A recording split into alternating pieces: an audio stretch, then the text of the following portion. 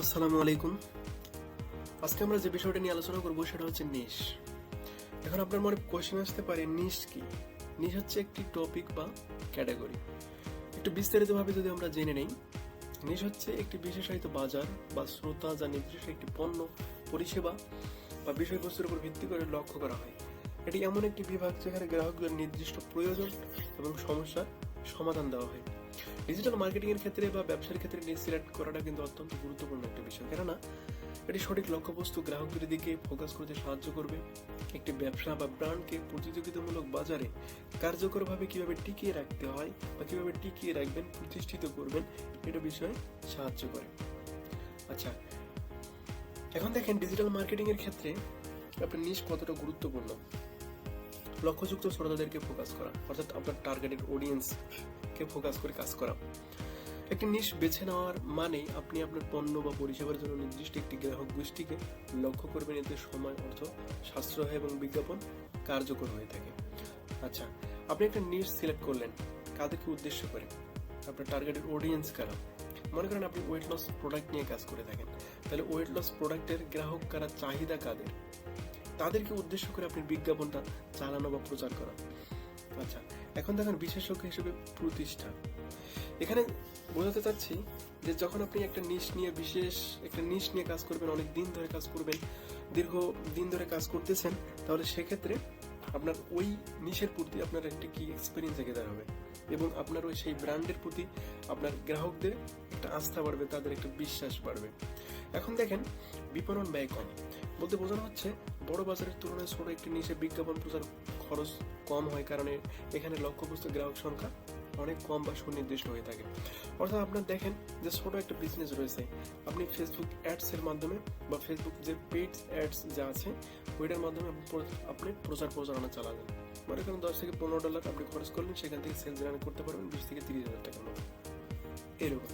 এখন দেখেন customer marketing কৌশলটা হচ্ছে এটা এমন একটি কৌশল বা পদ্ধতি যেখানে আপনি আপনার গ্রাহকদের সাথে কমিউনিকেশন করে তাদের সাথে কানেক্ট হবেন, তাদের সাথে একটা গভীর সংযোগ তৈরি করবে। তারপর হচ্ছে লিড বা কনভার্সন বৃদ্ধি। আপনি একটা সঠিক নিশ সিলেক্ট করলেন, করার পরে এর মাধ্যমে আপনি আপনার গ্রাহকদের কাছে পৌঁছাবেন যারা আপনার পণ্য বা পরিষেবার প্রতি আগ্রহী, ফলে লিড এবং কনভার্সন রেটটা আপনার বৃদ্ধি পাবে। এখন দেখেন ব্র্যান্ডের দীর্ঘমেয়াদী টেকসইতা। একটি শক্তিশালী নিশ নির্ধারণ ব্যবসাকে নির্দিষ্ট একটি গোষ্ঠীর মধ্যে সুপরিচিত এবং দীর্ঘস্থায়ী করে তোলে। আশা করি বোঝাতে পারছি। এখন দেখেন আপনি কিভাবে একটা নিশ সিলেক্ট করবেন। আপনার পছন্দ বা দক্ষতা চিহ্নিত করতে হবে যে আপনি কোন বিষয়ে আগ্রহী, আপনি কোনটা ভালো জানেন, কোনটা ভালো বোঝেন এবং কোনটা আপনার করতে অনেক ভালো লাগে। এই বিষয়টাই হচ্ছে আপনার কাছে একটা নিশ। মনে করেন সাপোজ যে আপনি ওয়েট লস প্রোডাক্ট সম্পর্কে ভালো জানেন, অর্থাৎ ওজন যারা কমাতে চায় এই প্রোডাক্টের সম্পর্কে অনেক ভালো জানেন, তো ওই প্রোডাক্টটাই হচ্ছে আপনার কাছে একটা নিশ। তো এখন আপনার দেখতে হবে বাজারের চাহিদা কেমন, বাজারটাকে গবেষণা করতে হবে, যে গ্রাহকদের সমস্যা চিহ্নিত করতে হবে, আবার এটাও লক্ষ্য করতে হবে যে ইতিপূর্বে যারা কাজ করে গেছে আপনার সেই নিশের অনুযায়ী তাদের কি সমস্যা ফেস করছে, এটা একটু বিশ্লেষণ করা। লাভজনকতা মূল্যায়ন করা।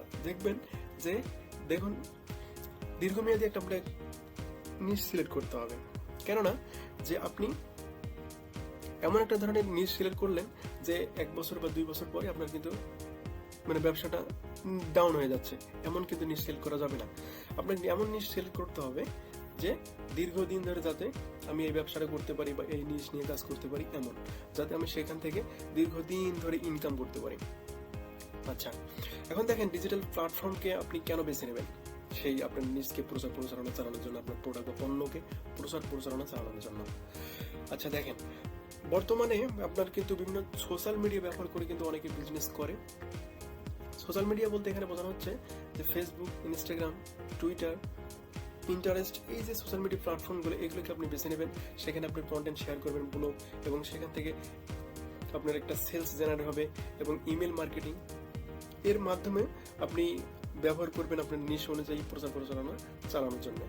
আচ্ছা, আমি উদাহরণস্বরূপ 4টা নিশের কথা বলছি, সেটা হচ্ছে স্বাস্থ্য এবং ফিটনেস সম্পর্কে।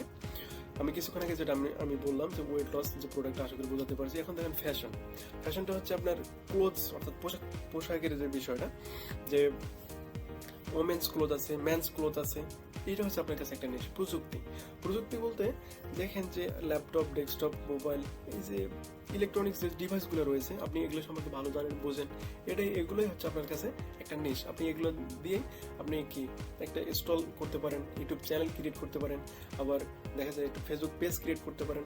শিক্ষার ক্ষেত্রেও আমি যেটা বোঝাচ্ছি, যে মনে করেন আপনি শিক্ষা দিতে ভালোবাসেন বা একজন শিক্ষক হিসেবে, সেটা আপনি অনলাইন টিউটর হতে পারেন, যে অনলাইনে একটা ইউটিউব চ্যানেল ক্রিয়েট করতে পারেন, একটা ফেসবুক পেজ ক্রিয়েট করতে পারেন।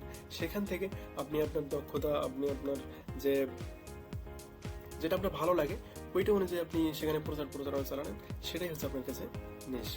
তো আশা করি আমি বোঝাতে পারছি যে নিশ মূলত কি। তো ভালো থাকবেন, সুস্থ থাকবেন, আল্লাহ হাফিজ, আসসালামু আলাইকুম ওয়া রাহমাতুল্লাহি ওয়া বারাকাতুহু।